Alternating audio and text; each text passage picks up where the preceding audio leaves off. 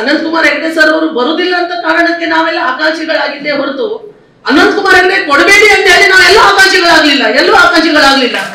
ಯಾಕಂದ್ರೆ ಈ ಮಾತನ್ನು ನಿಮ್ಗೆ ಸಲ ರೂಪಾಲಿ ನಾಯಕರಿಗೆ ಟಿಕೆಟ್ ಅನ್ನು ಕೊಡ್ತಾರೆ, ಅಥವಾ ಇನ್ಯಾತರ ಮತ್ತೊಬ್ಬರು ಟಿಕೆಟ್ ಕೊಡ್ತಾರೆ, ಜಿಲ್ಲಾಧ್ಯಕ್ಷರಿಗೆ ವೆಂಕಟೇಶ್ ನಾಯ್ಕರಿಗೆ ಕೊಡ್ತಾರೆ. ಇದೆಲ್ಲ ಆಗಿದೆ ಯಾವಾಗಂದ್ರೆ ಅನಂತಕುಮಾರ್ ಹೆಗಡೆ ಸರ್ ಅವರು ಇಲೆಕ್ಷನ್ಗೆ ತಾವು ನಿಂತ್ಕೊಳ್ಳೋದಿಲ್ಲ ಅಂತ ಹೇಳಿದಾಗ ಮಾತ್ರ ಆಕಾಂಕ್ಷಿಗಳ ಪಟ್ಟಿ ಸುಮಾರು 20-21 ಬೆಳೀತು.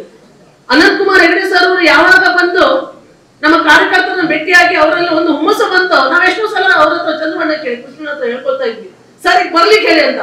ಇದು ಪವಿತ್ರವಾದ ಒಂದು ದೇವಸ್ಥಾನ ಅಂದ್ಕೊಳ್ತೇನೆ. ಭಾರತೀಯ ಜನತಾ ಕಷ್ಟದಿಂದ ಮಾಡಿದ್ದೇವೆ. ಈ ಆಫೀಸ್ ಬಂದಾದ್ಮೇಲೆ ಯಾರು ಕಣ್ಣಲ್ಲಿ ಹಾಕಲಿಲ್ಲ, ನಾನು ಸೋತ ಮೇಲೆ ಬಹಳ ಕಷ್ಟದಿಂದ ಮಾಡಿದ್ವಿ. ಸೊ ಇದು ದೇವಸ್ಥಾನ ಅಂತ ಮತ್ತೆ ಈ ದೇವರ ದೇಗುಲದಲ್ಲಿ ಹೇಳ್ತೇನೆ, ಸರೇ ಬರ್ಬೇಕು, ನೀವೇ ನಿಂತ್ಕೊಳ್ಬೇಕಂತ ನಾನು ಯಾವತ್ತು ಎಲ್ಲಿಂದ ಕೂಡ ನಾನು ಫೋನ್ ಮಾಡ್ತಾ ಇದ್ದೆ. ಆದ್ರೆ ಎಲ್ಲೋ ಕೆಲವು ಕಾರಣಗಳಿದ್ದಾವೆ, ಅದನ್ನ ನಾವು ಎಲ್ಲರೂ ಇಲ್ಲಿ ಹೇಳಿಕ್ಕೆ ಆಗುದಿಲ್ಲ.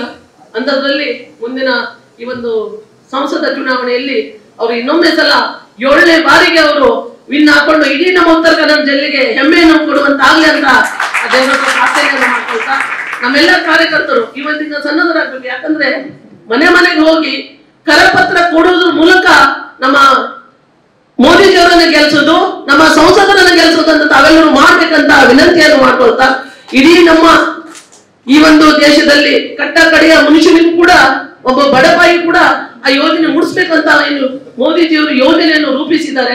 ಆ ಯೋಜನೆಯನ್ನು ಕೊಡುವುದರ ಮೂಲಕ ತಾವೆಲ್ಲರೂ ನಮ್ಮ ಕಾರ್ಯಕರ್ತರು ಈ ಒಂದು ಲೋಕಸಭಾ ಚುನಾವಣೆಯಲ್ಲಿ ಸರ್ ಹಿಂದಿನ ದಿವಸ ಸರ್ ಹಿಂದೆ ಇಡೀ ಉತ್ತರ ಕನ್ನಡ ಜಿಲ್ಲೆಯಲ್ಲಿ ನನ್ಗೆ ಗೊತ್ತಿರುವಾಗ ನಾವು MLA ಇದ್ದಾಗ ಸುಮಾರು 1,25,000 ಮತವನ್ನ ಕಾರವಾರ ಅಂಕೋಲ ಕ್ಷೇತ್ರದಲ್ಲಿ ನಾವು ಕೊಟ್ಟಿದ್ರು. ಕಾರವಾರದಲ್ಲಿ ಇವತ್ತು ನಾವು ಹೇಳ್ತೀನಿ ಅತಿ ಹೆಚ್ಚಿನ ಒಂದು ಮತಗಳನ್ನು ಮತ್ತೆ ನಿಮಗೆ ಕೊಡ್ತೇವೆ. ಯಾಕಂದ್ರೆ 75,000 ಮತ ಲೀಡ್ ಆಗಿತ್ತು. ನಮ್ಮಲ್ಲಿ 75,000 ಮತ ಲೀಡ್ ಆಗಿತ್ತು. ಆನಂದ್ ಅಸ್ನೋಡಿಕರ್ ಇದ್ರು ಕೂಡ ಅಭ್ಯರ್ಥಿ ರೂಪಾಲಿ ನಾಯಕರನ್ನು ಕೆಳಗಿಳಿಸಬೇಕು, ಅನಂತಕುಮಾರ್ ಹೆಗಡೆ ಅವರು ರೂಪಾಲಿ ನಾಯಕ ಜೊತೆ ಚೆನ್ನಾಗಿದ್ದಾರೆ ಅಂತ ಅವರನ್ನ ಕೆಳಗೆ ತೋರಿಸಬೇಕು ಅಂತ ಇದೊಂದು ಚಾಲೆಂಜ್ ಆಗಿತ್ತು ಕೆಲವರು ವಿರೋಧ ಪಕ್ಷದವರು. ಇದನ್ನು ಮೀರಿ ನಾವು ಕಾರವಾರದಲ್ಲಿ ಬಹಳ ಬಹುಮತವನ್ನು ನಿಮ್ಗೆ ಕಾಂಗ್ರೆಸ್ನವರು ಮಾಡಿದ್ದಾರೆ, ಇಲ್ಲ ಅಂತಿಲ್ಲ, ನಿಜ ಹೇಳ್ಬೇಕು. ಕಾಂಗ್ರೆಸ್ನವರು ಸ್ವಲ್ಪ ಜನ ಅಭಿಮಾನಿಗಳಿದ್ದಾರೆ, ಅನಂತಕುಮಾರ್ ಸರ್ ಅವರು ಅಭಿಮಾನಿಗಳಿದ್ದಾರೆ. ಬಿಜೆಪಿ ಪಕ್ಷಕ್ಕೆ MLA ಈ ಭಾಗದಲ್ಲಿ MLA ಹಾಕ್ತಾ ಇದ್ರು ಕೂಡ